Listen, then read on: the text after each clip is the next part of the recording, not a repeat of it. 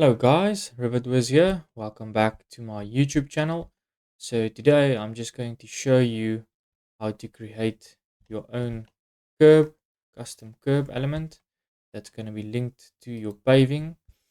And if you adjust any of these levels of your paving like that, your curb would automatically move with your paving.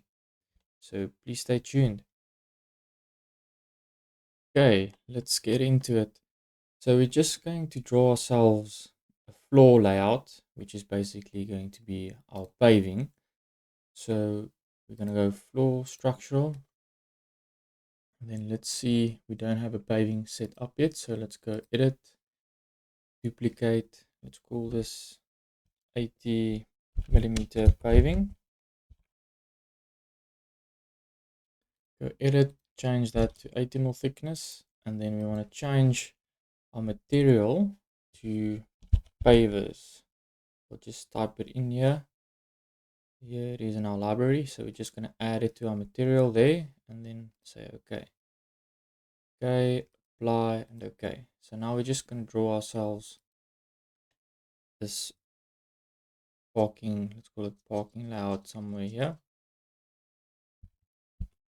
Just going to align this and then also going to draw in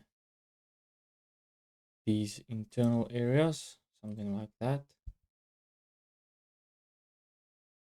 So that maybe we have a ramp coming up here just to show you guys how these curbs can work. And then just close it here at the top like that. Okay, so now it's not visible at the moment. Let's go and see it in the 3D. Because it's on a high level, just make that 0 to be on the ground floor. It says highlighted floors overlap, so this might partially be going over this area, but that's okay for now. So I'm going to show you how to make your own curb now, and then we can go back and play around and see how this curb interacts with our paving. So you can see the paving is all on one level currently, but I'm going to show you how to edit these levels. But first let's go and do the curb. So we go file, new, family, and then we want to look for the family that's basically a rail, because we're going to put this curb in as a rail, but we're going to edit it so that it's basically concrete element. Okay, now that this is opened, we can see that this is your rail top, and this is your rail center line. So let's draw in the curb, and then we see how these specific lines interact with the position of the paving. Okay, so let's go create and then line. Now I'm just gonna create the curb. I'm gonna use this center line as my back of my curb. So I'm going to go down 280 mils, zoom out a bit, then to the side 180, up again 140, and I'm just going to leave that now. And start here at the top again, make it 75, and then go down like this. So that's our curb. So let's just put in a radius here in the corners. So create. Then we're going to choose fillet arc. Click here and then click there. Then you can choose whatever you want. I'm just going to make this 10. Well, let's click and then I can edit it to make it 10 like that. And then do the same at the bottom. That one, click and just click there. Then we're just going to make it 10 again, just to have a radius. Okay, so that's our profile that we have loaded in. Let's go to our families and categories parameters. So at the moment there's no parameter, or well, nothing to change here because this is already on railing. And then here there's nothing much that we also want to change. So what we can do is we can give these specific elements some parameters in terms of dimensions, so that if you want to edit this, you can. If you want to change this depth, so let's go put a parameter in. We call this depth, and that one we call width. Okay, now if I go in here, it will display here. So then if I change this, let's make it 500. I say apply, you can see it's changed there. Let's just make this 280 again. There we are. And then that one we can maybe change. Let's say 250. Just see how it interacts. Something like that. I know it's a very odd shape, but it's just so that you have these parameters so that you can change it whenever you'd like inside of your project. So let's save as this before we load it into our project so that we give this a name, call it Kerb1, so that when you load it in, you actually see the family name is Kerb1 so that you can keep track of all your different families you might have in your project. So let's go load into project. So it's loaded now. Go to the ground floor. Now we're going to add this curb, but before we add it, we need to make this curb or create this curb. So we go architect, railing, sketch path. You'll see here a standard 900 millimeter high rail is already preloaded. So we go edit. We're going to duplicate this. We're going to call this curb 1. Say okay. We're going to go to the first or the second line and edit this. We're going to insert our new curb. Just going to call this curb 1. And then we're going to go to profile. And we're going to say, okay, we want to have this curb 1 as the profile. And then the family, let's look for a precast type of concrete, as this is precast. You can obviously make it whatever material you'd like. Not, oh, there it is. Concrete precast. I'm going to say okay. There we have it. Apply and okay. Then we're going to edit this. Make sure all of the baluster families are none, like that. So that's fine. Not, you don't have to edit anything else in here. Maybe just make this one host so it's also the same as that one. Then we say apply and okay. Then we're going to go to the angled joints. I'm going to say no connector, and this one also no connector. And then the rail connections, we're going to say weld. I know it does not make sense, but this just basically means when the curbs meet in a corner, it's going to create this perfect, call it welded corner for you. Then we want to untick this top rail, as we're not using it as a rail per se, just as a curb. And then we're going to say apply and okay. So let's draw in this curb here just for that portion and see how it's going to display. Don't want to save it now. So now you can see the curb is in here, and the position of the curb, the back of the curb seems to be at the front of the paving. So we can't see it here now because our railings are probably switched off in our 3D model. Yes, there we are. So now you can see where this curb has been placed. So the top rail, so I'm just going to go back into our reference plane here, or reference family. The top rail is the top of your curb, which sits flush with the top of your paving. And then this center line is actually the edge of the paving.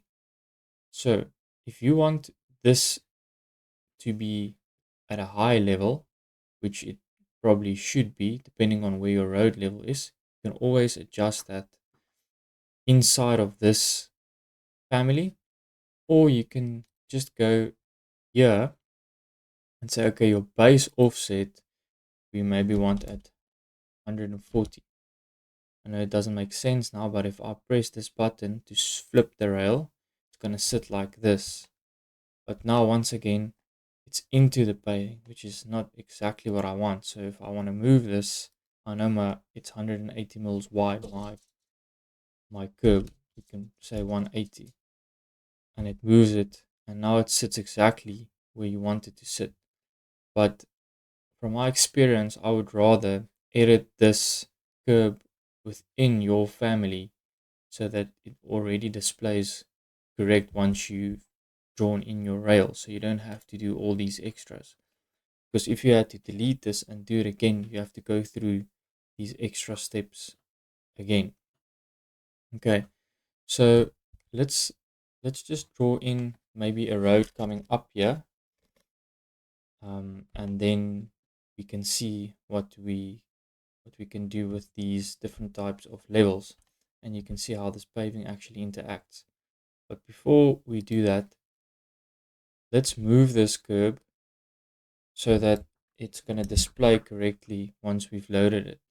So I'm going to move it up to there, and I actually need to mirror this. Well, actually I can just move it here like that, and then I can load it in, and then you guys will see how it then displays. Okay, so we're going to load this in again, just overwrite. Then you're going to see this would have moved because we've changed our central position now. So if I go make this 0, and that's 0, it should be perfect. You guys can see there. Okay, so I'm going to draw in the rest of this rail, and then we can actually draw in the rest of the road maybe. So if I click on pick lines, I'm going to pick this line, but be sure to press tab so you pick the top line. Same on that side, and then we can go around here like that and that, and then also on this side here. Okay, and then we say finish, and you can see how it's displayed now. You can see how neatly it forms the corners here. You can see there. And also, if you wanted to flip this around, you can just press it like that and it flips it around, but that's obviously not the way we want it to look at the moment. So that's how you do this specific paving curb. So let's go and draw in a ramp here and see how we can do a ramp, sloped ramp curb here. So we're just going to create similar.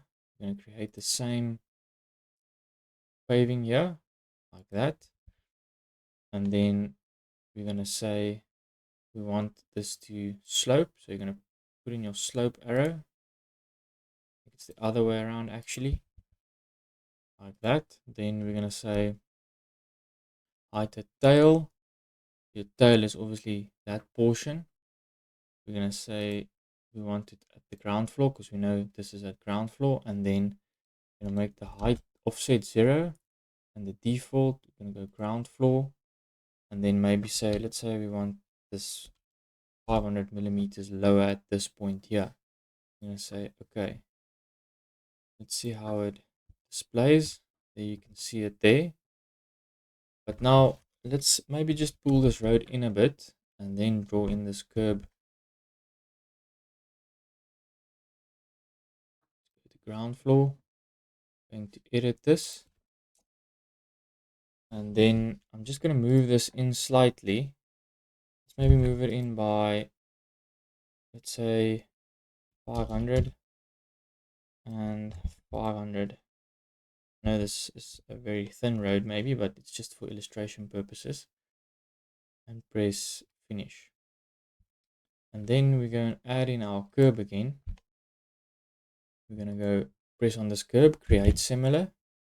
Then I'm going to say pick lines. And I'm going to pick that top line. But you can see where it sits at the moment. It actually sits there at the top. Okay. We don't actually want that. And then I'm going to show you, if I press finish now, it's not going to allow me to create this. The reason for that is a rail needs to be continuous. Okay, so you're going to say, no, sorry, not quit. We just say continue. You're just going to delete one of them for the moment, and we're going to do them separately. So if I say finish now, you can see, well, this curb is not what we wanted at all. But how you can fix this is you're going to say, you will click on this curb, you're going to say pick new host, and I'm going to click on this paving. You can see now it slopes with this paving. But we just want to flip this around like that, so that you can actually have the slope of your, or the position of your curb in the correct orientation. Okay, now we can do the same on the other side. Create similar, pick lines, click on that one, say finish. It's not correct, say pick new host. Sorry, I misclicked that one. There we go, and just flip it around like that. Okay, and now what you can do is you can maybe want to edit this because you want your road to go to the top. So if we go ground floor, we go edit family and delete that one. But now what's going to happen is you're not going to be able to, the railing function is not going to allow us to do this because it's not closed at this point, not continuous. Even though it's not continuous there, that's fine as long as you have this type of continuous line. So let me just show you. See there, our error comes up again. I'm going to say continue. I'm just going to delete these 3 lines for the moment and say finish.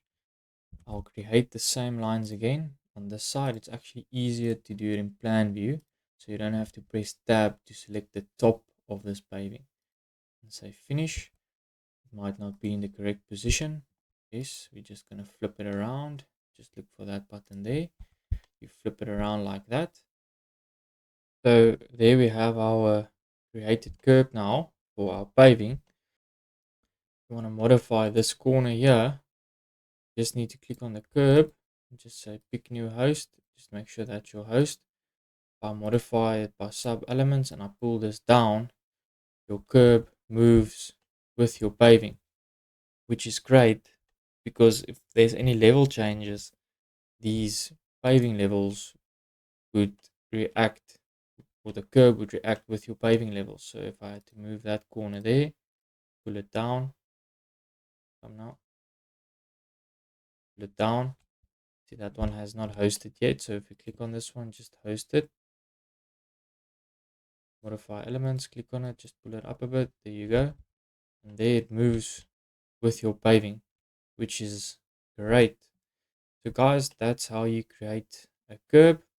Once again, thank you for watching, and please like and subscribe if you want to see more videos like these. Thanks guys.